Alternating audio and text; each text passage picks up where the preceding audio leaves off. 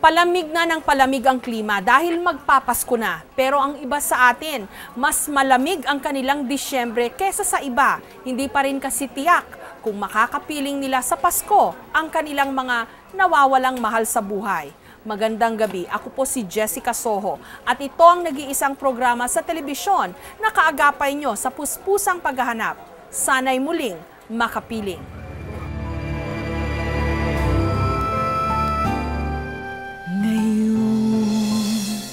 Di na nakikita. Araw-araw na po kami naghahanap. Natira na lamang ay alaala.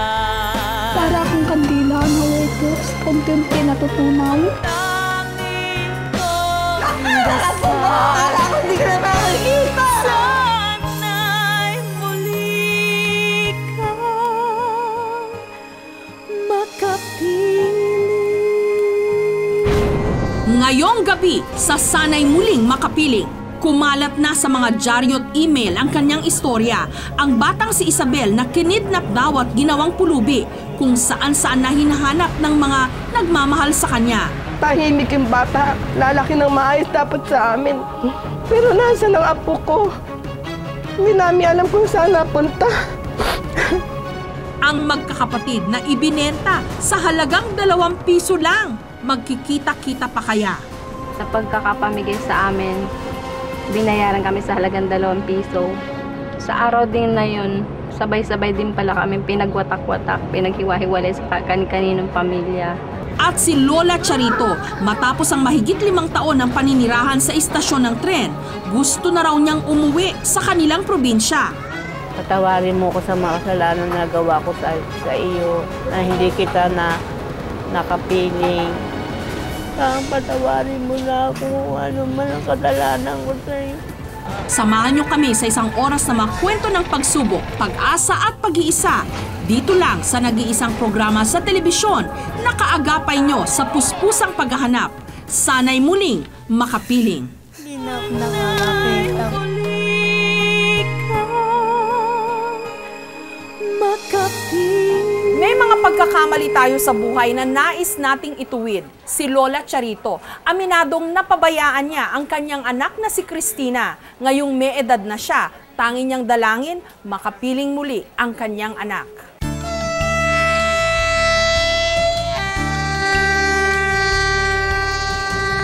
Araw-araw, daan-daang mga pasahero ang nagpaparuot pa rito sa istasyon ng tren dito sa Espanya, Maynila. Karamihan sa kanila, nagmamadaling inihahatid ng tren na ito patungo sa mga naghihintay nilang mga mahal sa buhay. Pero hindi lahat ng mga taong ito umaangkas ng tren at sa kani-kanilang mga tahanan ang tungo. Ang ilan sa kanila dito na mismo sa istasyon nakatira, malayo sa kanilang pamilya. Gaya na lang ni Aling Charito, 51 years old, isang pulubi. Minsan binibigyan nila ako ng pagkain. Mababait po sila, pero makukulit din minsan. Maligaya na ako kahit ano, wala akong pera. Basta meron lang akong 5 piso, pambili ko ng tubig. Mahigit 1 dekada nang nakalilipas nung i-demolish ang bahay ni Aling Charito sa Araneta Avenue. Simula noon, dito na siya na parang basang sisiw na naninirahan. Dito na ako tumakbo. Dito marami kong kaibigan papunta. Papasyal-pasyal ako kahit saan ako natutulog. Maliban sa mga dumadaang tren, si Dayong din ang buhay na saksi sa mga pinagdadaanan ni Aling Charito. Ngayon nung itong dumating 2000, di na makatayo, pero nilang nakahiga. Minsan ako pa nga nangungulit sa kanya na, Charito, alika, tinda tayo. Ay, hindi niya na nakakaya. Nagsisimula na ngang manghina ang kanyang katawan, pero hindi ang kanyang kalooban. Magpahanggang ngayon kasi, umaasa si Aling Charito na makita ang kanyang anak na si Cristina na 1 dekada nang nawalay sa kanya. Ito ay maski ipinagpalit siya ni Cristina sa kanyang napangasawa. Ay naku, magpapakamatay siya pinabayaan ko na dun sa asawa niya. Ay natakot ako siyempre, sino ba naman ako, ina lang ako. Pero sa isip-isip ni Aling Charito, hindi rin niya masisi si Cristina kung sadyang malayo ang loob niya sa kanya. Yung bata na yung palaki yun ng nanay ko. Ako namamasukan ako ng katulong nung araw. Hindi ko siya na-entertain gaano. Puro pagsisisi na nga po. Binabaliwala ko isa kong mag-ina. Kaya naman, Lord, humingi na ako ng tawad yung kadalanan ko ng kanya. Pinasasahan niya ako ng gano'n. Masakit na yung ulo ko. Dito para simento. Mahirap pa raw sa karag-karag na tren ang kalagayan ni Aling Charito. Maliban sa lumalabo na niyang paningin, marami pa siyang ibang nararamdaman. Dati tayo, best friend. Mabuti na lang at laging nariyan si Dayong, ang kanyang karamay dito sa Riles. Isa, kinakausap namin para hindi lang siya malungkot. Minsan nga nakausap namin kapatid niya. Gusto siya paampun sa disabled. Barkada ko yun, siyempre. Kawawa naman eh. May kapatid nga, wala namang silbi. Paampun sa disabled. Yung bang para sa mga matanda. Kawawa naman eh. Ngunit kahit laging nariyan lang ang best friend at kahut-hutang dila ni Aling Charito, ang anak pa rin ng si Cristina ang laman ng kanyang isipan. Gayunpaman, meron pa rin siyang pag-aalinlangan. Ay, tatalon na ako sa dagat. Bakit naman po? Wala na eh. Hindi na ako mag-aaral. Wala na rin akong paningin. Baka iwanan na ako ng anak ko dun sa pier pa lang. Siyempre, wala naman siyang sa akin. Ilang taong kami, hindi ko siya pinagsilbihan. Pupunta ako, ganitong kaligayan ko. Pero kung saang istasyon man daw hahantong ang kanyang kapalaran, isang mensahe lang ang nais iparating ni Aling Charito sa kanyang anak. Patawarin mo ko sa mga kasalanan na gawa ko sa iyo, mga nakalaon taon, na hindi kita na nakapiling. Patawarin mo na ako kung ano man ang kasalanan ko sa iyo. Kaya ako pinalasanan ko yun. Meron ako. Hindi mo na ako. Meron na rin ang kalagayan. Ayon kay Aling Charito, Cristina Apostol ang buong pangalan ng kanyang anak. 26 anyos na raw ito ngayon. At sa kanyang pagkakatanda, Edgar Armada ang pangalan ng napangasawa nito, na siya naman daw nagsama kay Cristina sa barangay Bagulibas sa Santa Rita, Samar. At tila hindi nga nagkakamali si Aling Charito dahil natuklasan ng aming programa na dito pa rin nga matatagpuan sa Samar ang anak niyang si Cristina at ang nabuo nitong pamilya. Ikinumpisal sa amin ni Cristina na talagang malayo ang kanyang loob sa kanyang ina. Parang wala akong masyadong pinagsama na matagal kay doon naman ako lumaki sa mga tiyahing ko. Yung lola ko nagpaaral sa akin, yung nagpalaki sa akin. Rebelde na rin yata yung kay siyempre kay wala nang magulang nag-guide sa'yo, walang mga kuwan. Nagkasawa na lang po ako. Masaya naman daw si Cristina sa piling ng kanyang asawa at 4 na anak. Pero inuusig siya ng kanyang konsensya. Naiinggit ako sa mga ibang bata na mayroong mga nanay, yung mga kaklase ko noon na may mga nanay na atin sa kamakuan nila, program ganun. Sisisi rin po kay, siyempre hindi ko naman po siya nabantayan din maayos. At kung pahihintulutan man ang pagkakataon na muli silang magtatagpo, pipilitin daw niyang bumawi rito. Kung magkita man po kami, sabihin ko kung gusto niya rito, lilimito na lang po siya.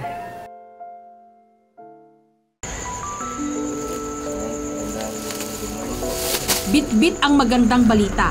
Muli naming binalikan si Aling Charito sa Riles. Ang aming aya sa kanya, iwanan na niya ang kanyang naging pansamantalang tahanan dahil patungo na siya sa susunod niyang destinasyon, ang Samar, kung saan naroon ang kanyang anak. Umaga na nung narating namin ang Tacloban. Mula rito, ilang kilometro pa ang kailangan naming bagtasin.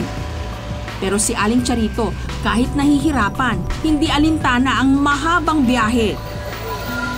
Habang binabaybay namin ang makasaysayang San Juanico Bridge, hindi maipinta ang halo-halong emosyon sa mukha ni Aling Charito. Hindi ko alam kung matutuwa siya o ano kasi ganito ng kalagayan ko. Inaasahan ko na tatanggapin na ako at doon na rin ako mamamalagi. Tila ba ang longest bridge in the Philippines ang siya talagang magtutulay sa mag-ina. Samantala, abala naman ang mag-asawang Cristina at Edgar sa pagbubungkos ng mga panggatong. Ang hindi alam ni Cristina, ilang sandali na lang, uunahan na ng kanyang damdamin ang pagliyab ng mga inaayos nilang kahoy. Maliit pa yan, ate. 2 taon pa lang yan nung mabaray na.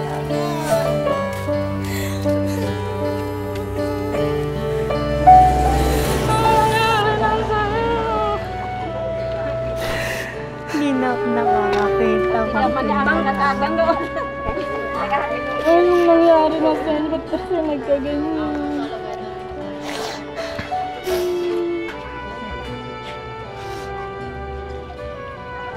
Ano, kung ayaw mo na sa akin, babalik na lang ako doon. Palalaglag na lang ako doon sa dagat. Ba't naman pagpapalaglag? Nandito na kayo, babalis na naman kayo. Hindi ka na babalik doon. Dito ka na lang. Tatanggapin pa ba ako kung ganito na kalagayan ko? Kinanay ko naman kayo.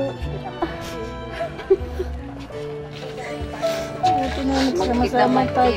Buti nga, sama-sama tayo rito. Kahit walang makain, basta sama-sama tayo.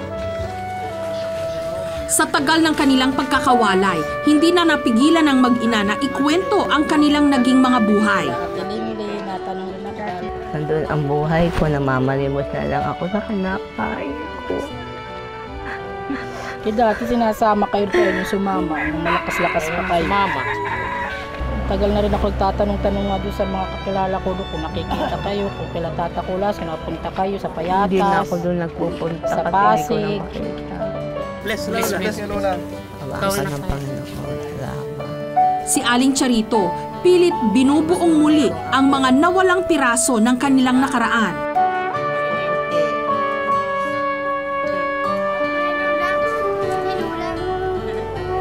Hindi ako nagtawad yung pag hindi ko asikaso sa inyo, na pumapasok kong katulog, binabaliwala ko kayo. Marami lang, nakaraan naman na yung wala na sa akin yun.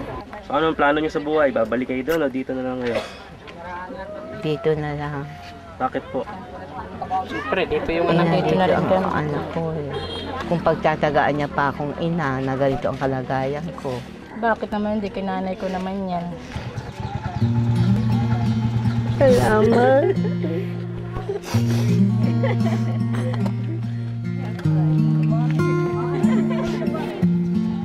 Ngayon, hindi na mag-iisa si Aling Charito.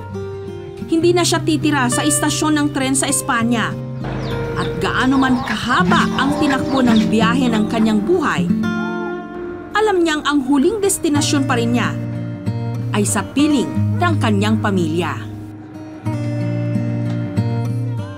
Mga magulang, ingatan po ang inyong mga anak. May kumakalat na naman kasing balitang uso na naman ang pagkidnap sa mga bata at ang pinakahuli raw na biktima ang 2 taong gulang na si Isabel.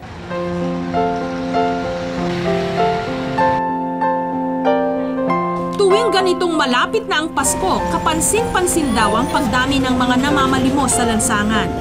Sinasamantala ang simoy ng Pasko, kumakatok sa puso ng mga tao. Pero kasabay rin ito ang pagkalat ng mga bulong-bulungan na ang ilan daw sa mga batang ito dinukot lamang sa tunay nilang mga pamilya. Hindi malayong nabasa nyo na ang kwento ni Isabel sa mga email at pahayagan. Magdadalawang linggo na kasi siyang nawawala at pinaniniwalaang dinampot daw ng mga estranghero. Kaya ang kanyang inang si Ching at si Lola Hilda ngayon alalang-alala, lalo pat puro hindi magagandang balita ang narinig nila sa mga nakakita raw kay Isabel. May nakapagsabi din daw po, tumatawag sa amin, nagpapalimos na daw yung anak ko. Yung huling sinabi sa Libertad, kasama daw po may edad na babae. Medyo kulot daw yung buhok ng babae. Ayon pa sa ina ng bata, hindi raw ito ang unang kaso ng pagkawala ng mga bata sa kanilang lugar. Badyaw daw po kumuha ng bata sa kanila doon yun sa nawala. Kasi nagpapalimos lang daw. Tapos ganun din nangyari sa anak ko at doon sa nawala na naglalaro lang daw. Tapos nawala na nandaw bigla yung bata. Andiyan lang siya dyan sa may gate. So inaasahan namin, naglalaro-laro lang yung bata. Napansin ko, walang sabihin na nang gugulo sa akin itong araw na to. Hindi, huminto ako, si Isabel. Doon na namin napansin. 11 o'clock na, wala na yung bata. Tsinelas na lang nga naiwan. Ito nga yung mga damit ng bata eh. Ayan, katulad niya sa tuwing makikita ko, talagang turugo ang puso ko, lungkot na lungkot ako. Kwento ni Lola Hilda, siya raw ang halos nagpalaki sa apo niyang si Isabel, kaya ganun na lamang ang kanyang paghihinagpis. Kapag kayan may hihingin sa akin, lalo na kung money, ganyan yan. Mami, pray Lord. Dun, tuturo niya lahat ng may mga santo. Lord, give me money. Ganyan siya. Kaya ngayon ako nagdadasal. Sabi ko, Lord, ba't ganon? Bata mismo nagdadas. Ako na ngayon, ibalik mo siya sa akin.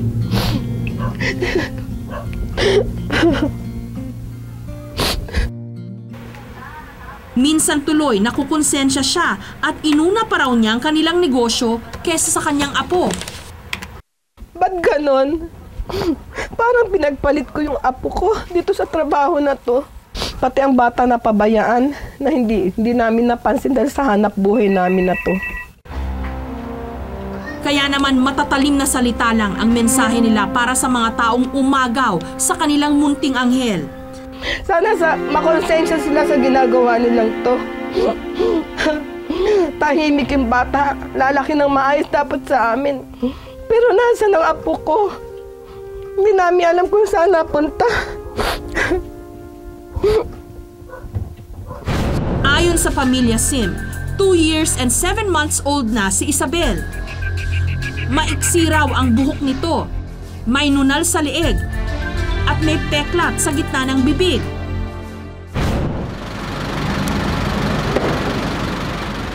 Huwebes, November 30, kasabay ng inaasahang pagdaan sa Maynila ng Bagyong Reming, sinamahan naming maglibot ang pamilya Sim. Una naming hinanap si Irene, ang nakakita di umano kay Isabel na karga-karga ng isang ale sa may biyata sa Pandakan. Paano kung pagkakakita niyo nung Karga niya, tapos may banda ng berde yung ale. Isang maliit, isang matangkad yung ale.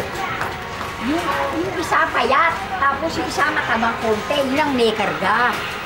Ang tagal nila dyan, dalawa sila. Doon.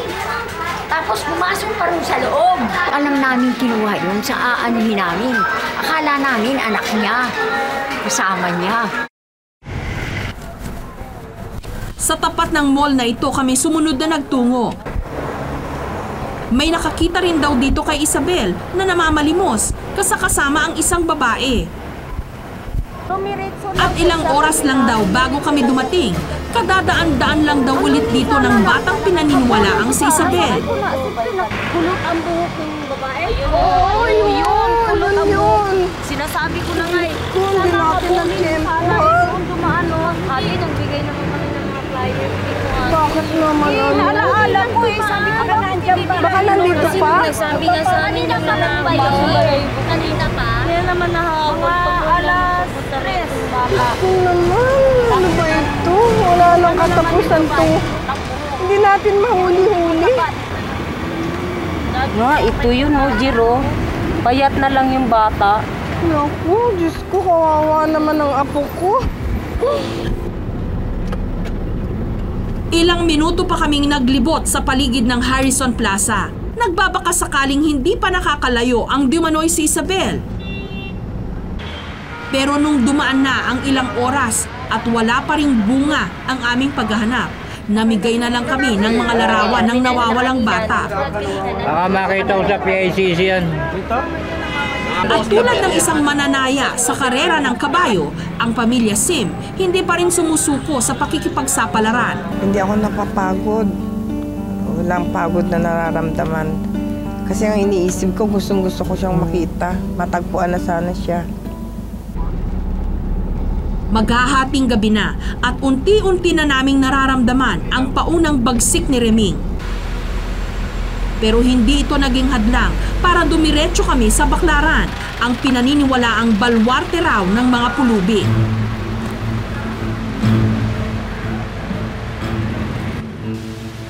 Hindi pa man kami gaanong nakakaikot sa lugar, may nakilala na agad kaming aling nagbigay sa amin ng positibong impormasyon.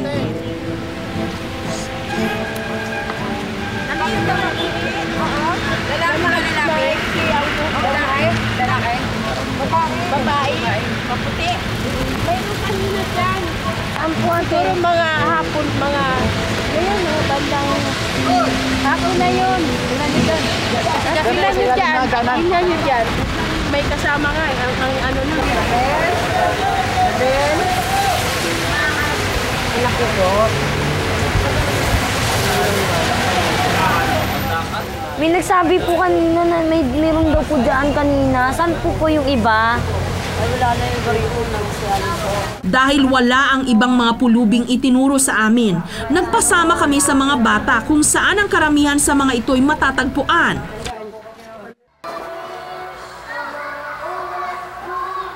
Hanap lang po ako ng batang nawawala. May bata ko kayo dyan, Manang. Sabel? Sabel? Sabel? Kasi siya, pag namarinig lang pangalan Sabel, kasagot yun eh. Pwede ba magpakuha dyan yung bottle? Lahat ng aming nadaanang may kasamang musmos, matyagang sinuyod ni Ching. Pero tila talagang mailap ang aming hinahanap. Binaybay namin pagkatapos ang mga gilid-gilid ng Taft Avenue at Rojas Boulevard. Dito muli nagbakasakali si Ching. Tignan niyo muna, para ito. Teo, may titignan lang yan. Pwede pong pakiklayanan po siya, kuya. Ako, yun. Hindi yan? Hindi po, ito po siya, sir. Ayan pong batang yan, sir. Maganda mukha ng bata. Saan? Hindi, iba nga. Ito. Opo. Sa aming paglilibot, tiyempong nadaanan namin ang crew cab ng DZBB, ang sister radio station ng GMA. Kaya sinamantala na rin namin ang pagkakataon. Ipina-interview namin ng live sa DZBB ang ina ni Isabel. Mayroon po siyang peklat sa ibabaw ng nguso niya at may nunal po siya sa liig. Ilang taon na po ito? 2 taon po at 7 buwan. Maya-maya lang, tuluyan na ngang bumuhos ang ulan na dala ni Reming. Kaya nagdesisyon na kaming pagpahingahin na ang araw na ito. Hindi talaga kami titigil. Dahil tignan ninyo yun. Nasaan siya ganitong panahon? Isang ulan. Bagyo. Nakakaawang bata. Grabe yun, tinitino yun. Masang-masari. Bigo ang ina at lola ni Isabel sa unang araw ng kanilang paghahanap. Pero hindi raw sila titigil hanggat hindi nila nakikita ang kanilang munting anghel. Sabado, December 2, tulad ng pagsikat ng araw pagkatapos ng bagyo, panibagong pag-asa rin ang aming dala sa pangalawang araw ng aming paghahanap kay Isabel. Dadasal po ako na sana makita niyo po anak ko ngayon. Sa araw na ito, sasadyain namin ang libertad. May tumawag po sa amin, nakita daw po dito sa palengke na to, na dala-dala daw po nung ali, nagpapalimos daw sila. Wala po ba kayo napansin ng na ali na may bit-bit na batang nagpapalimos?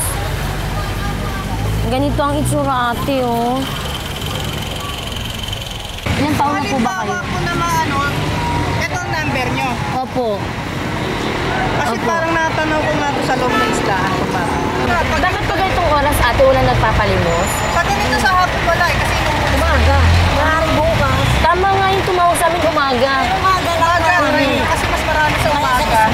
yan. Kailangan yan sa isdaan dito. Tansya kasi ng mga kamag-anak ni Isabel, kung totoo ngang nakita rito sa Libertad si Isabel, hindi malayong mula Harrison Plaza, nakarating din sila dito para mamalimos. At posible rin daw na mula rito, dumidiretso sila ng Baclaran kung saan mangilan-ngilan na rin ang nakakita sa kanya roon. Kaya pinuntahan muli namin ang Baclaran. At sa pagkakataong ito, dinatnan naming gising pa ang mga grupo ng pulubi rito. Lahat ng bata dito ba, Chow? Dito na nagsimulang magtanong-tanong si Ching. Pero kumbaga sa kanta, lumang tugtugin na ang narinig ni Ching na mga impormasyon. Wala na ba kayong ibang kasama? Wala, naghanap pa dyan, doon sa labas. Kung hindi lang nawala ang kanyang mahal na anak, malamang daw namimili rin siya ngayon ng mga laruan upang ipangregalo sa kanyang bunso. Sa halip, isang bagong tsinelas ang unang-una niyang bibilhin dahil hindi raw siya titigil sa pagtunton sa kinaroroonan ni Isabel. Pagkatapos mamili ng tsinelas si Ching, nakaagaw ng kanyang atensyon ang piping ito na tila ba may isinisenyas na kung ano. Kinutuban tuloy kami na baka siya na nga ang susi para mahagilap si Isabel.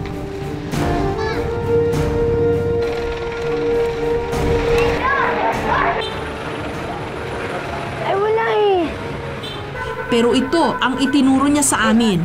Wala ni isang bakas ng yapak ni Isabel. Nakita kayong bata dito? Ha? Diyan na natutulog? Kuya, saan po yung natutulog dito? Sino natutulog dito? Sila lang. Ano, security. Oo. Ito sila. Siya, sabi niya nakikita daw niya. Nakikita niya? Ewan ko, hindi ko napapansin. Sa pagkakataong ito, hinang-hina na si Ching.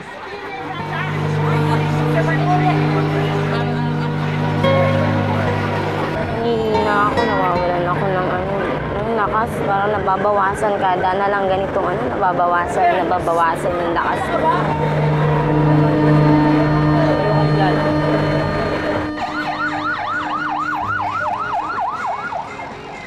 Pero bago namin tapusin ang aming paghahanap, natsyempohan namin ang selebrasyon ng anibersaryo ng QTV sa Raha Sulaiman. Alam niyan, fast food.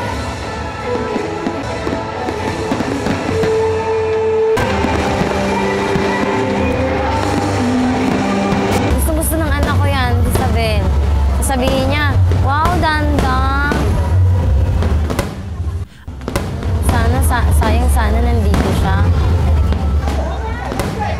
At sa gitna ng kasiyahan, may isang inang nagdadalamhatit na nanawagan. Sa inyong lahat, nananawagan po ako sa inyo kasi yung anak ko po nawawala since Thursday pa po.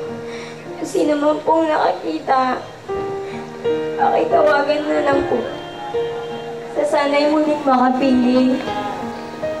Ang huli pong nakita nito ay Ali daw po ang may dala. Magandang may edad na daw po siya. Baka sakali lang po nasa inyong tabi-tabi lang po nandito. Na umakakaawa lang po ako sa inyo. Kasi 2 taon at 7 buwan lang po ang anak ko. Kinuha ko siya sa may amin.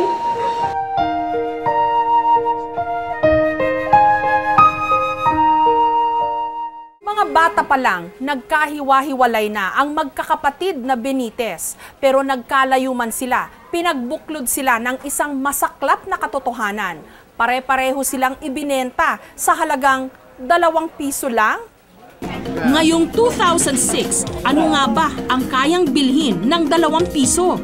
3 candy, isang stick ng sigarilyo, at kung suswertihin ka pa, may 4 kang fish balls. Konti-konti na nga lang daw ang mabibili mo sa perang ito. Pero noong 1970, sa halagang 2 piso lang, 5 inosenteng paslit ang ibinenta at pinaghiwalay ng tadhana. ang magkakapatid na Benitez. Sina Salvador, 7 years old, Winnie, 5 years old, Emmanuel, 3 years old, Nelson, 2 years old, at Marie, na sanggol pa nung panahong yon. Dahil sa kahirapan, para silang mga kuting na iniwan ng kanilang mga magulang sa iba't ibang mga pamilya. Makalipas ang 3 dekada, ang dalawa sa mga ibinentang bata noon, sina Winnie at Marie, heto, hinahanap naman ang mga karugtong ng kanilang mga pusod.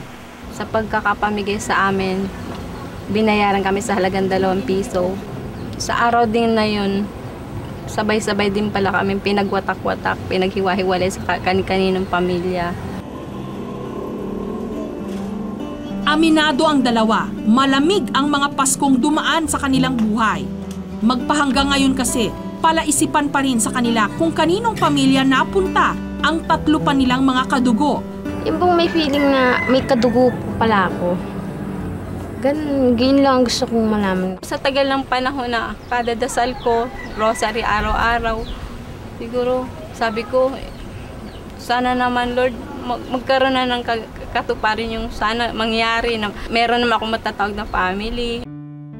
Kwento ni Winnie, naging mabait naman ang kinagisnan nilang ama't ina, pero hindi basta mabura ang mga masasayang alaala ng kanilang kamusmusan. Pag-araw, ayun, naglalagalag kami sa mga bukid, naghahanap po ng mga prutas, habulan. Sa kabalang banda rin po, medyo masaya rin dahil hindi kami pina-adapt ng tatay namin sa foster parents ko. Siguro hindi namin naranasan na makapag-aral. At kung anumang panghihina ng kalooban ang nararamdaman nila ngayon, pinapalakas naman ito ng pag-asang habang buhay pa sila, may pag-asa pa ring makita nila ang iba pa nilang mga kapatid. Ayon kay Winnie, Salvador, Emmanuel at Nelson ang pangalan ng kanyang mga kapatid. Sa pagkakaalam niya, naglalaro sa pagitan ng 35 hanggang 45 anyos ang edad ng mga ito ngayon. At dahil 5 taong gulang na si Winnie nung nagkahiwalay sila, naaalala pa niya na kayumanggi ang kulay ni na Salvador at Emmanuel, samantalang may kaputian naman daw si Nelson. Base sa records ng COMELEC, napag-alaman namin na nakarehistro sa Bukawi, Bulacan si Nelson, samantalang nasa Apalit, Pampanga naman ang isa pa nilang kapatid na si Emmanuel. Kaya't nito lamang Huwebes, muli naming binalikan ang mag-ating Winnie at Marie para sadyain ang kanilang mga kapatid. So base po sa records ng COMELEC, si Nelson po ay nasa Bukawi, Bulacan. So ngayon po pupuntahan po natin siya doon, i-check po natin kung naroon na po siya. So mag-inquire po tayo. Tapos po doon, pupunta po tayo kay Manuel naman na ang sabi sa records ng COMELEC ay nasa Pampanga. Sa pagkakataong ito, gumuhit ang matamis ng ngiti sa labi ni Winnie. Dito lang pala sila. Lapit na pala. Oh. Sana nga sila na yun.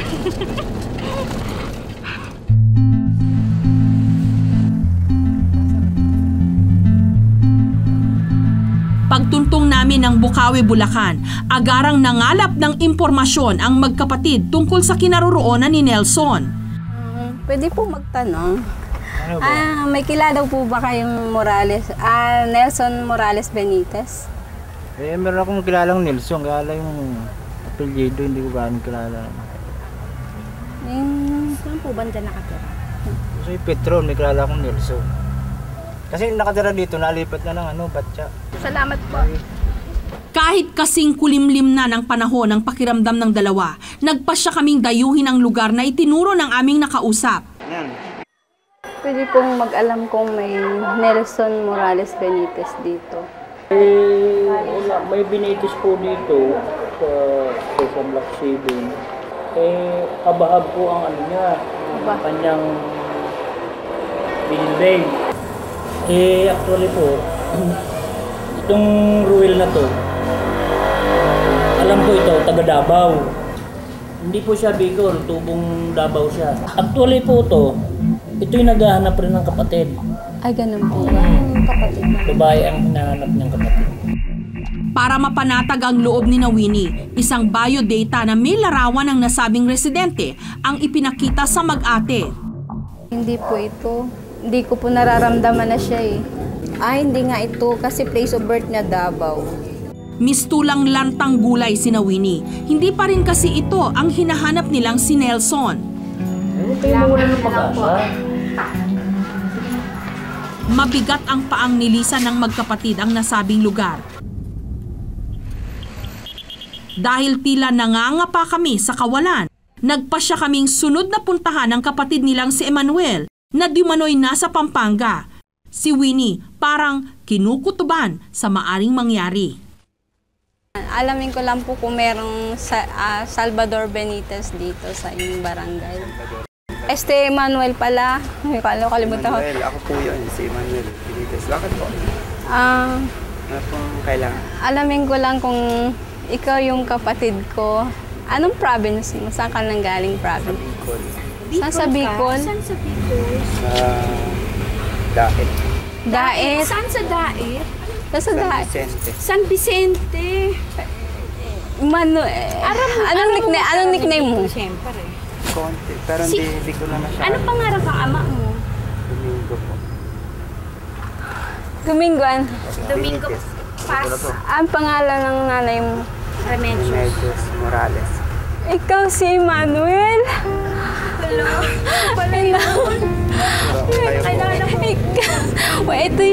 Ito si yung maliit na kapatid mo noong Bunso. Si Bunso. Sino pamilya? Oo, yan siya si Bunso. Akong Bunso. Marunong ka Baby pa ako kaya hindi nyo. Baby pa siya noon. Ito yan ang Bunso. Ang magkakapatid tila hinuhuli ang kani-kanilang saloobin.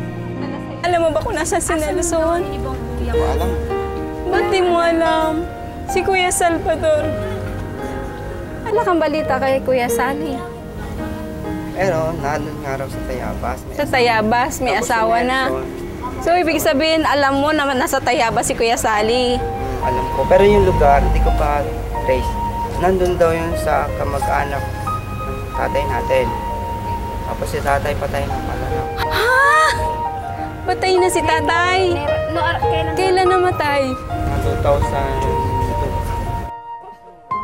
Unti-unting binabalikan ng magkakapatid ang kanilang nakaraan sa walang mintis na kwentuhan. Noong last tayo magkita, pinakain mo ko ng sago. Sago? Tapos ikaw... Sino nakakaroon ka sa akin na kapatid natin? Talaga? Nakahiga ka pa nun, tapos dumimigete. Diyos ko po, naiyak na ako. Si Winnie, tila hindi na napigil ang emosyong kinimkim niya sa loob ng 3 dekada. Makalala ka ng mga pamangkin sa kanila. Pasensya ka na dito sa masyadong emotional ng tao. Hindi ko At least nandito kita. Lahat ng bagay sa mundo maaring magbago, tulad na lang ng halaga ng piso. Pero para sa magkakapatid na Winnie, Marie at Manny, hindi mababago ng panahon ang katotohanang iisa ang kanilang pinanggalingan. At hindi kayang tumbasan ng anumang salapi o kayamanan ang pagkakataong maibibigay sa kanilang magkakapatid para sila'y muling magkasama. Sa pagtatapos po ng episode na ito, 155 ng mga nawawalang tao ang aming nahanap. Aasahan pa rin ho namin ang inyong mga tulong at dasal upang ang bilang na yan madagdagan pa. Magandang gabi. Ako po si Jessica Soho. Sana'y makapiling namin kayong muli sa susunod na Martes. Dito lang sa nag-iisang programa sa telebisyon na kaagapay nyo sa puspusang paghahanap. Sana'y muling makapiling. Ngayon, di na nakikita ang nakasanayang kasama. Naiwan ay pangungulila, natira na lamang ay alaala.